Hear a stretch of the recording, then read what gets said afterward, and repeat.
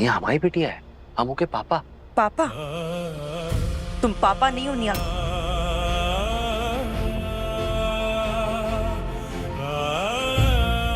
तुमने बस किसी और की बच्ची को अपनाया है।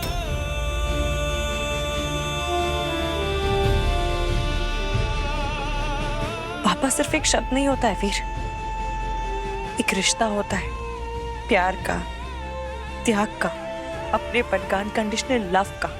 मम्मा, वे पापा मुझसे बहुत प्यार करते हैं, आपसे भी ज्यादा।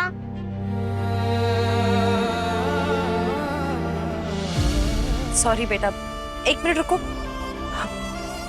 अब बेटिया, मम्मी की बातों को दिल से मत लगाना, गुस्सा है। ये लो, आप इससे खेलो। राधिका जी आराम से। गुड़िया माए।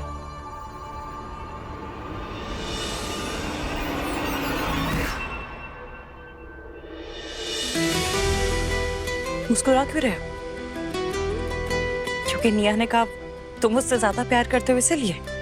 नहीं, वो जिस हक से आपने हमारा हाथ पकड़ा है ना,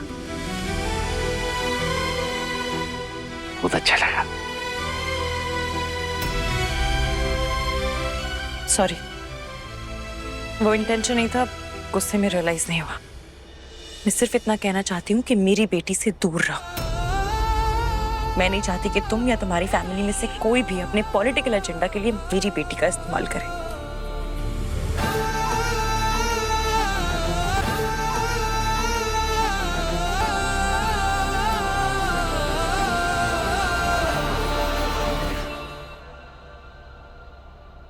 अंकल, आंटी, प्लीज आप अपना ध्यान रखिए, आराम से घर जाइए। थैंक यू कुणाल, और एक बार फिर से दिल से सॉरी। हाँ बेटा, हम बहुत शर्मिंदा है जो कुछ हुआ उसके लिए। प्लीज आप लोग ये सब करके मुझे शर्मिंदा मत कीजिए। जो होना था वो हो गया, वो किसी के बस में नहीं था। आई एम सॉरी कि मैं विवेक भैया के लिए ज्यादा कुछ नहीं कर पाया। चले।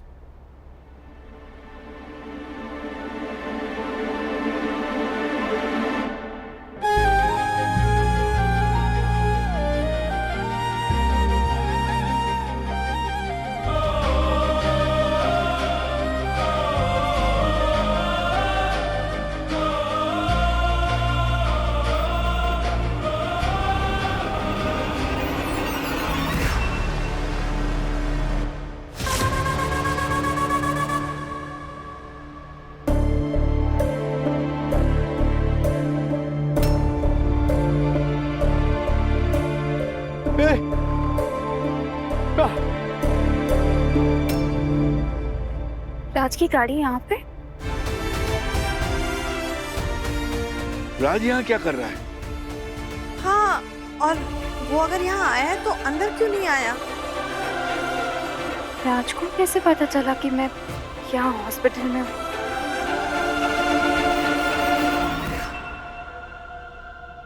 ये देखो आ गया। जी पापा जी नमस्ते।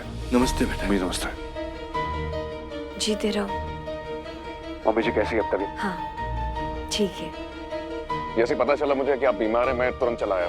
प्यास लगी थी, पानी बोतल लेने गया था, नहीं तो मैं अंदर ही चला था मिलने आपसे। अच्छा हुआ यहीं मिल गए, वरना तुम अंदर जाते और हम घर चले गए होते। कोई बात नहीं मम्मी जी, मैं घर आ जाता, उसमें क्या है। आप कैसा फील कर रहे हैं आप? ठीक है। राज, आपकी तो कोई इम्पोर्टेंट मीटिंग थी ना आज? इम्पोर्टेंट मीटिंग थी, बट माँ से बढ़कर थोड़ी ना है। बेटा तुम दोनों भी चलो ना हमारे साथ घर। नहीं पापा जी अभी नहीं। मम्मी जी तबीयत खराब है, उन्हें आराम करने दीजिए। हम घर चलेंगे तो ये या तो खाना बनाने लग जाएंगी या कुछ और फॉर्मेलिटीज करने लग जाएंगे। वो मुझे अच्छा नहीं लगेगा। जब तबीयत ठीक हो जाएगी उसका फोन कर दीजिएगा, हम लोग अच्छे से आ जाएंगे। माँ, आप प्लीज जल्दी से ठीक हो जाओ, मुझे बहुत सारी बातें करनी है आपसे। मैं अभी बिल्कुल ठीक हूँ। तेरा जब मन करे ना तू घर आ जाना बेटा। काश मैं आपको बता पाती माँ कि आप नानी बनने वाली हैं। पापा जी मम्मी जी अब क्या है बाकी? अरे चलो चलो।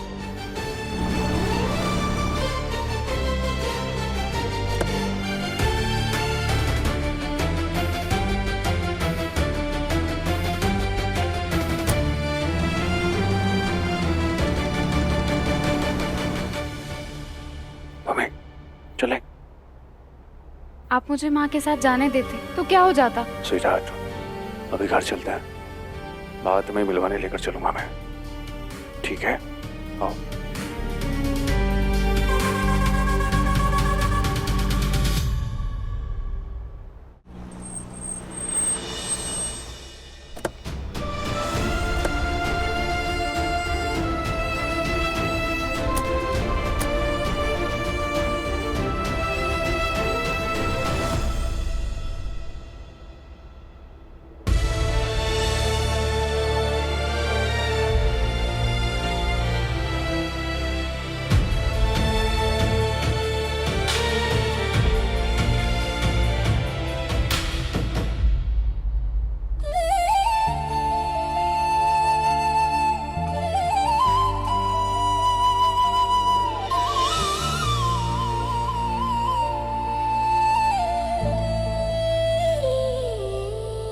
कैसे हैं आप माँ जी? मैं ठीक हूँ, पर तुमने जो हिम्मत दिखाई ना रेवती, बहुत गर्व है उस पे।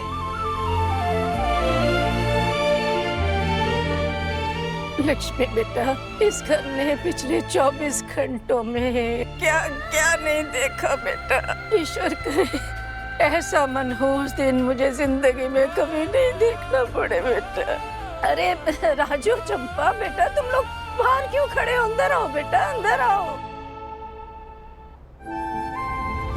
दादी आज नहीं, कभी और आएंगे। माँ जी चलते हैं हम, अपना ध्यान रखना और किसी भी चीज की जरूरत होगी तो हमें तुरंत बताना। राजू भैया, आप चाहे तो विवेक जी का दिया हुआ वचन तोड़ सकते हैं कभी भी। उन्होंने कोई वचन निभाया है क्या आज तक, जो कोई उनके दिए हुए वचन की परवाह भी करे?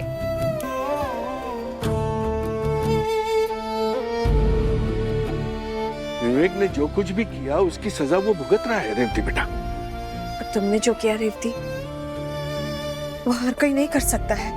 अपने ही पति को पुलिस के हवाले करना, अपनी खुशियां उसको ताक पे रखना और सच का साथ देना आप ही से सीखा है माँ जी।